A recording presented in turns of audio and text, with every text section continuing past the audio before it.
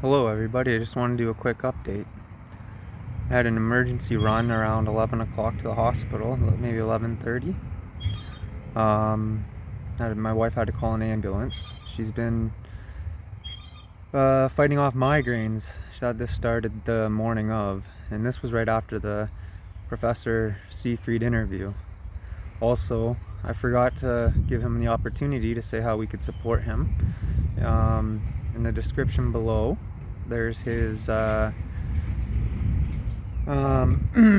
to help him raise money for his research. Also, we can buy his book, and it provides tons of great information on metabolic therapies.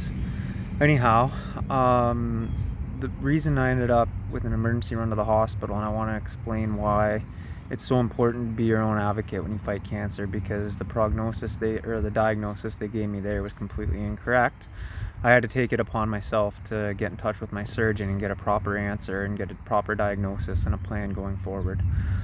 So Saturday, this goes back to Saturday. My interview with Professor Sieyfried was Tuesday, and that went live Tuesday night. So this began on Saturday. There had been a slow build-up where when I was eating, I was getting some pain, a lot of pain actually, but it was manageable, so I didn't think anything of it. Obviously I just had an esophagectomy, so this was to be expected. So I was getting pain, and the odd time I would unfortunately throw up, but it was only a few times here and there. But Saturday night it was really bad. So I had ate Saturday night, the pain hit me, I was up all night, I threw up a number of times, and I aspirated into my lungs, which is a common issue with people who had esophagectomies. So Sunday morning this started to come around again once the food kind of worked through my system. I had ate that night, I can't remember. Oh yeah, I was at a party.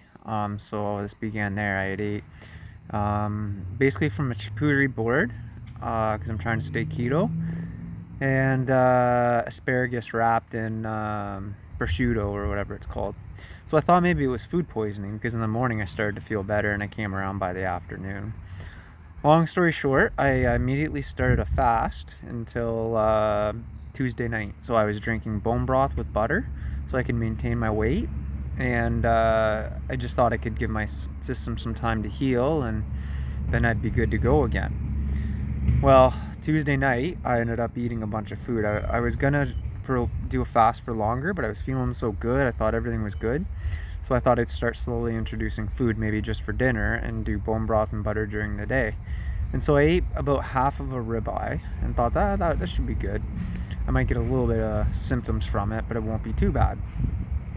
Well, about 2 hours later, the symptoms started, and they just progressively got worse and worse, and it got to the point where I couldn't manage the pain anymore. I hadn't started throwing up yet, but the pain was so bad I couldn't manage it. And my wife fighting migraine and 2 kids in bed, we just called 911. It's just the simplest thing to do. So we called 911. The ambulance got me within a few minutes and got me to the hospital in Simcoe.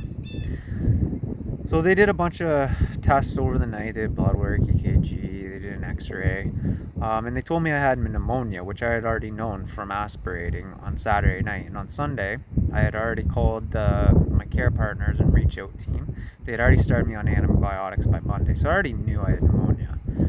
I told them that when I went in, so I don't know why they were telling me this again. This is old information. They're like, oh my god, you have pneumonia. I'm like, yeah, I told you I would have came in aspirated on Saturday. I've been on a fast since, everything's fine, and I ate this food again, this happened again. So it's cool that they reconfirmed that I had pneumonia. We already knew that, and now I was already meeting you. Oh, you're okay. Anyways, then I had to wait till 8 o'clock in the morning. I started to feel better by 8 o'clock in the morning, so they were lowering the amount of morphine I was on. I was able to manage it, and they were basically at the point where they could take me off of it. At 8 o'clock in the morning, I did a CT scan, and so they came back and they said, oh, it looks like you're slightly constipated.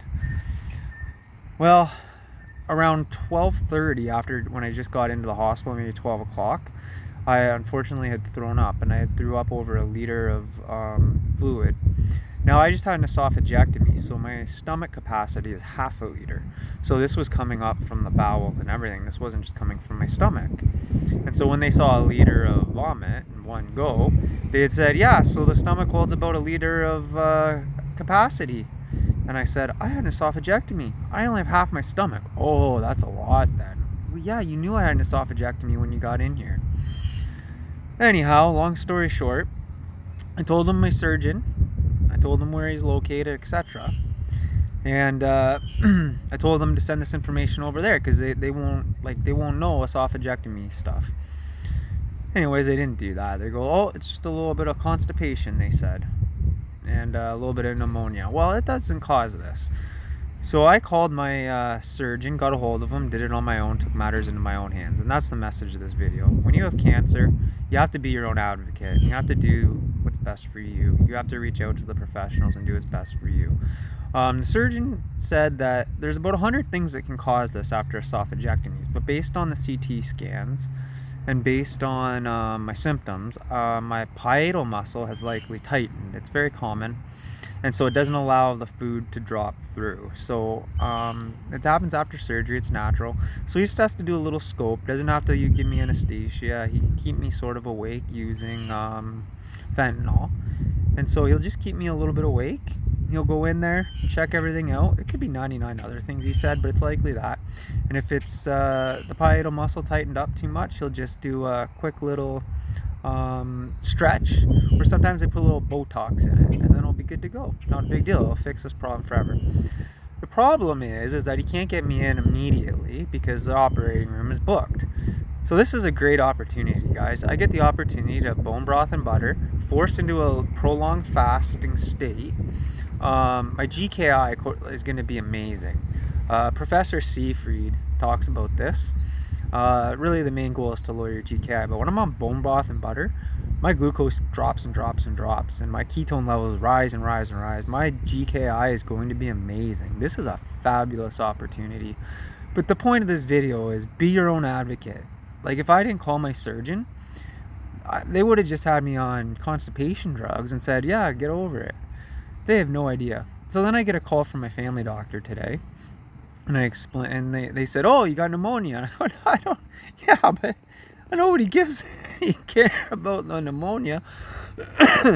So I had to re-explain all this to my family doctor. Like, they don't, you just, when you have cancer or when you have any illness, be your own advocate, ask questions.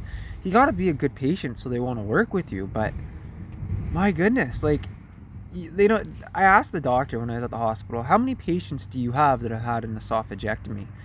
His answer was fabulous. None.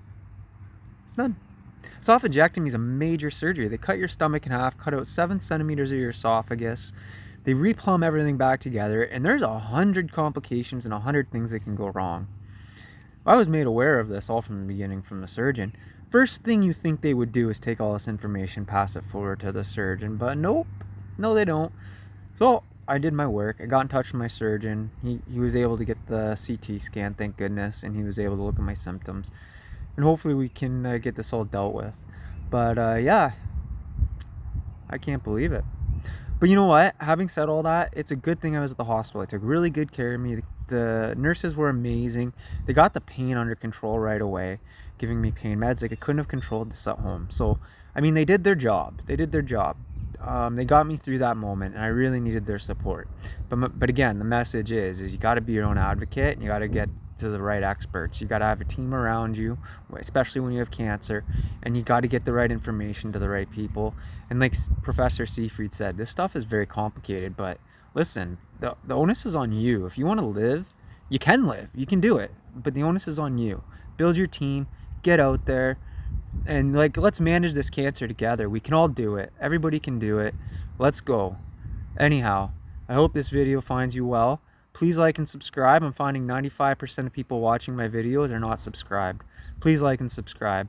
Everybody have a fabulous day. It is beautiful out here. That's why I'm in my backyard. I'm getting some relaxed time trying to lower my glucose, just like Professor Sieyfried said. Have a good day, everybody. Bye now.